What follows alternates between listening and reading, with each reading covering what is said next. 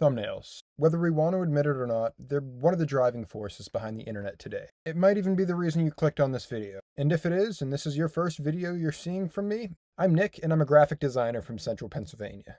I achieved my bachelor's degree in graphic design from Full Sail University, and my current job is something that I love and genuinely feel lucky to do. I work with creators to help them find their visual identity. And a major part of this is thumbnails, specifically for YouTube. So now, as I'm nearing a year in this job, I've learned some things that I haven't seen shared in other how to make a viral thumbnail videos. I'm aware that I work with creators that mostly make sports content, but I have worked with other creators, and many of the lessons I've learned transfer well. So let me share these rules and watch me use them to make a thumbnail for a client of mine, and I'll bring you along for the ride.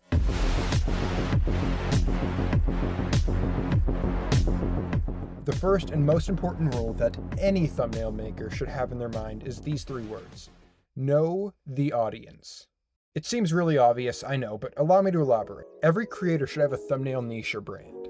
Although your video topics may change, it's very important that new and old viewers alike can see your design language come through. I'll give you 2 examples, one where it works and one where it doesn't work.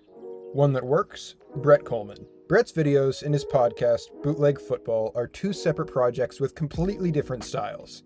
But he manages to take a simple concept and involve it into both projects in his own original way. With his podcast, regardless of where he films, Brett's video has a very similar angle and setup throughout. And his thumbnails do the same. He wraps the topic of choice behind and around those who are in the show. It's legible, it reads as a podcast, and he takes the same concept and flips it around when making videos on his main channel. No longer the topic is in the foreground. In fact, the topic might not even be in the thumbnail. With simple adjectives and descriptive nouns in a slender serif font, Brett allows the image to breathe enough that incorporating the player in question doesn't overwhelm the visuals. One concept, 2 distinct visual styles. Brett's designs work. You can easily see when it's a thumbnail of his, and what topic will be discussed in each of the 2 styles of thumbnails regardless of what the video may be. My second example is when it doesn't work. I've had the pleasure of working with Magruder for a while now, and when I first started making his thumbnails, the content was largely focused on NBA and NHL teams, and how their fans would react when they were either eliminated from championship contention or won. Scooter and I developed a very simple style of text on the left and reaction on the right. Because Scooter's audience was so used to his previous thumbnails, I thought it would be good to keep him front and center, but add the title and a team-specific stylized design on the left. Immediately it took off. His audience was super receptive to the new style. So as the NBA and NHL seasons came to an end, and Scooter began pivoting his content to the upcoming NFL season, we hatched a new design to help differentiate from the previous series and pivot to the upcoming football season. This was the concept Scooter and I came up with. He had begun to share his content more on Twitter and on other platforms, so I figured wider recognition of his topics of choice in the video would be ideal to the new audiences that it would be reaching. I thought the addition of team logos and moving their names to the front and center would certainly provide ample context, right? No. Immediately, Scooter and I realized the videos weren't performing like before, and after a few videos performed subpar in comparison to the others, it became obvious my new concept was flawed. Unlike other creators I work with, a large part of Scooter's audience knows him for his likeness, and specifically search for it when seeking out his content. And by adding words behind it and in front of him, I unknowingly made his likeness secondary to the topic at hand, instead of making them operate together. And upon this realization, we made the choice to pivot back to the original format, rather than attempt to sit by and wait until it caught on. And don't get me wrong, we definitely toss in some Easter eggs and hidden references from time to time, just to keep it a little more fresh. But the experience taught me that Scooter's audience clicks on the video to see him and his eccentric characters that he plays, not whatever flashy visuals I might present alongside of them. And I love that. I think that speaks to his audience and the people that they are.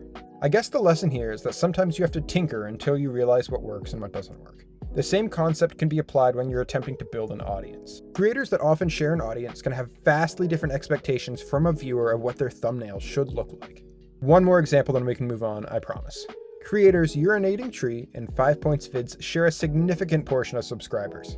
Hell, they even have a second channel they run together called The Dumpster Fire. But even though their viewership demographics significantly overlap, take a look at their styles. On the left, Tree uses a more classic style, with almost the entire video title on the thumbnail along with corresponding imagery, especially with logos. I've noticed videos that use specific players instead of the logo and the team that they play for algorithmically don't perform as well for Tree. while Five, on the other hand, uses a keyword or phrase tucked behind the subject of the video, topped off with a desaturated subject and a Gaussian blur white outline. This just goes to show that creators can set the expectations for their audience. And if the audience begins to associate specific imagery with your content, they're a lot more likely to click it if they have previous experience with what's in the thumbnail. So creating a style is very important, even if your specialties lie in a different area. After all, you can't expect car mechanics, makeup artists, graphic designers, bald people, and comedians to all have a secondary hobby of visual communications. And if you're one of these people, don't forget there's others like yours truly that are proud to make a living off of helping creative people reach the people that want to see their content. Crap, where was I? Rule 1, creators, scripted tangent. Oh yeah, okay. Rule 2, create for your canvas. It's easy to look at your open Photoshop file and think that you can go all Picasso on it. But nowadays, you'd be putting a lot of work into something that can never be seen. In fact, Statistica released a data breakdown in early 2023 that says over 60% of all YouTube videos are watched on phones. So you have to remember to optimize your content for that device. So your aforementioned Picasso thumbnail is pretty useless when people are clicking on an image that can comfortably fit under the width of your average thumb. So framing is the tool you should use instead of complexity. Different creators attack framing in different ways. YouTubers like MrBeast will frame one side of the content with his face and leave the remaining 4x3 area to display whatever outrageous amount of cash he spent his seemingly endless supply of money on this week. Other creators seem to follow a simple 1/3 thumbnail pattern, with central focus being placed on the middle with contextual images or concepts sandwiching them. And finally, there's what I like to call way too f***ing close. Usually these types of videos are way too long, to the point where by the time you finish it, you'll be so extremely underwhelmed for such a long period of time that you won't even remember how it began, so you'll just probably watch it all over again. Like The Office. These videos have an extremely high view count and watch time. And I'm convinced this is because they're put on autoplay by people to fall asleep to, so they don't have to be alone with their thoughts or crippling fear of dying alone even for a second. I could just be projecting. But by no means are these the only 3 templates for thumbnails that can be used. Although they do seem to be the 3 most popular nowadays, so take that how you will. There are a few good ways to create contrast and clarity in your thumbnail though. In my opinion, creators tend to abuse the sharpen tool a lot, but if you're dealing with a subject in a background that's on the same plane of focus, sometimes a bit of sharpening can bring out details in your subject, allowing details to show through when seen on a small phone. This tool is especially useful for editing creators with darker complexions, as stupidly most cameras, especially DSLR cameras, aren't naturally equipped to have an ISO clearly show details such as eyelashes or hairlines on a darker complected person and still be able to bring light in from the surrounding background. Sometimes this can be corrected as easily as boosting the saturation and brightness, tweaking the contrast and adding some sharpness to the picture, but with those tips in hand, let's move on to my final rule. Rule 3. Use what you have.